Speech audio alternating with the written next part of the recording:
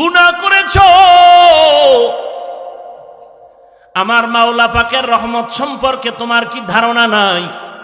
বলে ও পয়গম্বর, আমার মন বলে আল্লাহর রহমত থেকেও বড় গুনাহ করেছি। কয় জমিন থেকেও বড়? কয় হ্যাঁ। আসমান থেকেও বড়? কয় আসমান থেকেও বড় গুনাহ করে ফেলেছি। এইভাবে বলতে বলতে বলতে বলতে এক পর্যায়ে যুবক বেহুশ হয়ে গেল। এবার নবী বলে এত কইতেছো, গুনাহটা কি বল?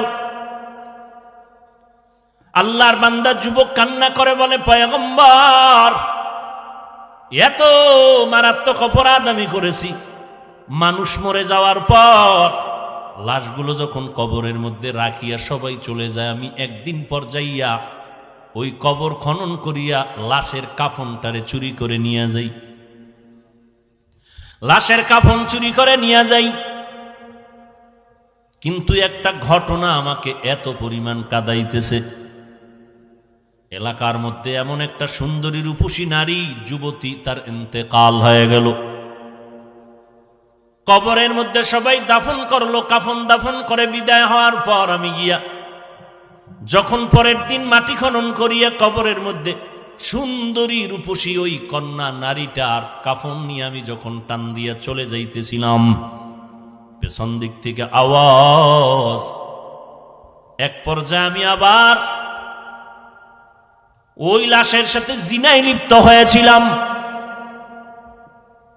এরপরে যখন কাফন নিয়ে রওনা দিলাম, হঠাৎ করে ওই যুবতী দাঁড়ায় গেল, আওয়াজ দিয়ে বলে রে বেঈমান, আমি একটা যুবতী নারী, কাফনটা সরাইয়া তুই এমন উলঙ্গ কেন করেছো? আমার ডানে বামে লাশের অভাব নাই, এমন অপরাধ কেন করলি? দ্বিতীয়ত তুই আমার সতীত্বের উপর আক্রমণ কেন করলি মরা লাশের সাথে? ও নবী, আমি নিজেকে কন্ট্রোল করতে পারি নাই, বেহুশ হয়ে গেলাম। নবীজি বলেন, এই আল্লাহর দুশমন, তুমি আমার চোখের নজর থেকে দূরে সরে যাও। আমার আল্লাহ যদি তোমার ক্ষমার কোনো ঘোষণা দেয় তো আমি তোমাকে বলবো, না হয় আমার কাছে কোনো ক্ষমার আওয়াজ নাই। আল্লাহর বান্দা যুবক চিৎকার মেরে জঙ্গলে চলে গেল। নির্জন একটা জায়গায় বসে কান্না বন্ধ নাই, কান্না করে ও আসমানের মালিক, ও জমিনের মালিক, তোমার নাম রহমান, তোমার নাম রহিম, তোমার নাম গফফার। ও আল্লাহ, আমার কি নাজাতের কোনো দরজা নাই? অপরাধ করে ফেলেছি, শয়তানের ধোকায় পড়ে রে আল্লাহ। চোখের অপরাধ, হাতের অপরাধ, জিহ্বার অপরাধ, কানের অপরাধ।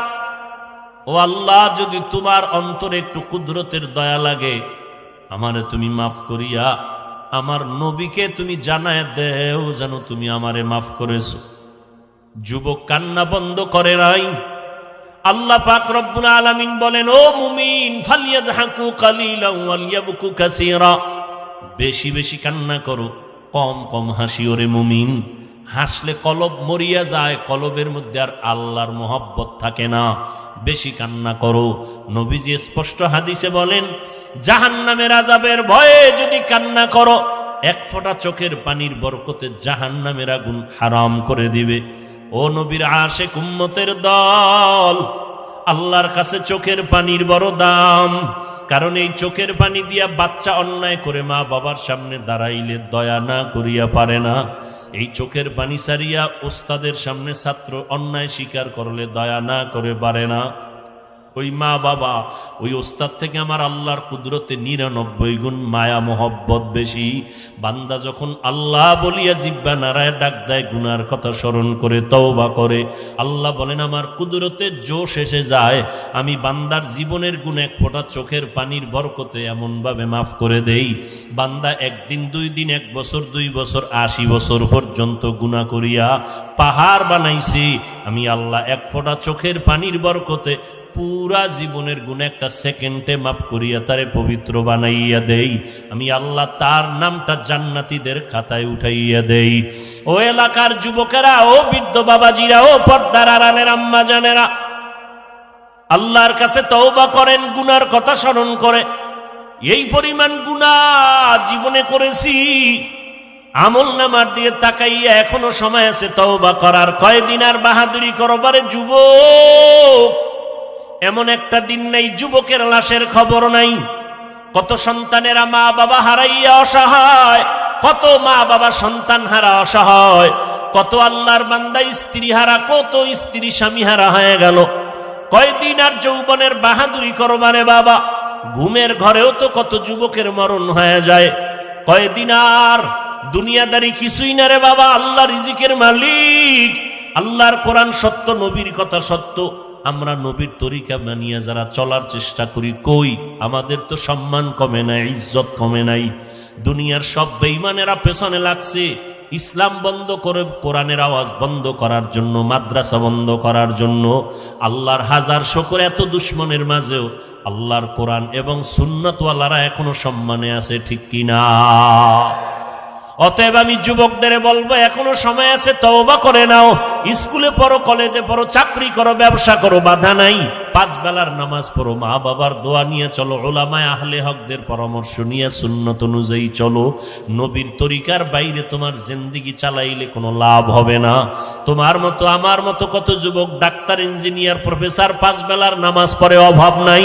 তুমি কেন পারবা না রে বাবা? আমার গোলাম হতে বলি না, কোনো পীরের গোলাম হতে বলি না, তাবলীগের গোলামি করতে বলি না, কোন রাজনৈতিক দলের গোলামি করতে বলি না। একমাত্র বলি আল্লাহর গোলাম হও, নবীর আদর্শের মালা গলায় লাগাও। চাকরি করো, ব্যবসা করো, কোনো বাধা নাই, মা বাবার দোয়া নিয়ে সামনে আগাও। ওই যুবক এমন কাদাই যে কাঁদলো, তুমিও যদি চোখের পানি ছেড়ে এখনো বলতে পারো, দয়ার মালিক, এই ময়দানের মধ্যে তুমি দিলের হালাত জানতেছো, আমার মতো গুনাহগার এই ময়দানে হয়তো কেউ নাই রে আল্লাহ। এই গুনাহ নিয়ে কবরে যেতে চাই না। ওই এত পরিমাণ অপরাধ করেছি, অপরাধের খবর আমার মা বাবা আপনজনেরা জানলে কেউ সম্মানের চোখে তাকাইতো না। আজকে তওবা করতেছি, আর নামাজ ছাড়বো না, দাড়ি কাটবো না, বেপরদায় চলবো না, নবীর তরিকা নিয়ে চলবো। সমস্ত নবীরা যেই দিনের দাওয়াত দিছেন ওই দাওয়াত অনুযায়ী চলবো, নবীর সুন্নতের বিপরীত চলবো না। ওলামায়ে কেরামদের সাথে বেয়াদবিমূলক আচরণ করবো না, মা বাবার সাথে বেয়াদবিমূলক আচরণ করবো না। আজকে থেকেই তওবার নিয়ত যদি করতে পারো, আল্লাহ তাআলা দরজা খুলিয়া দিবেন ওই যুবকের কান্নার উপরে। আল্লাহ জিবরাইল আমিনকে পাঠাইয়া নবীর সামনে গিয়া বলে, ও পয়গম্বর, ওই বান্দাকে আমার আল্লাহ ক্ষমার ঘোষণা দিয়ে দিছেন। এবার নবী ওই যুবকের ডাকলো আর বলল, যুবক, তোর চোখের পানি আল্লাহর আদালতে কবুল হয়ে গেছে। তোর ওই চোখের পানির বদৌলতে আল্লাহ তোর জীবনের গুনাহগুলো মাফ করে দিয়েছেন। ও আল্লাহর বান্দারা, এই জন্য আল্লাহ পাক বলেন, গুনাহ যারা করিয়া ফেলছো শয়তানের ধোকায় পড়িয়া, আমি আল্লাহ চাই না তোরে জাহান্নামে দিব। আমি আল্লাহ ওয়াদা করলাম, গুনাহ করিয়াও যদি গুনাহ থেকে তওবা করিয়া নিজেরে বাঁচাইতে পারো, ওয়া আম্মা মান খাফা মাকামা রাব্বিহি ওয়া নাহান নাফসা আনিল হাওয়া ফা ইন্নাল জান্নাতা হিয়াল মাওয়া। হাসরের ময়দানে আসামির কাঠগড়ায় দাঁড়াইয়া জবাব দিতে পারবা না, ওই ভয় অন্তরে জমা করে গুনাহ থেকে যদি তওবা করো, আমি জান্নাতুল মাওয়া তোমার স্থায়ী ঠিকানা বানায় দিব।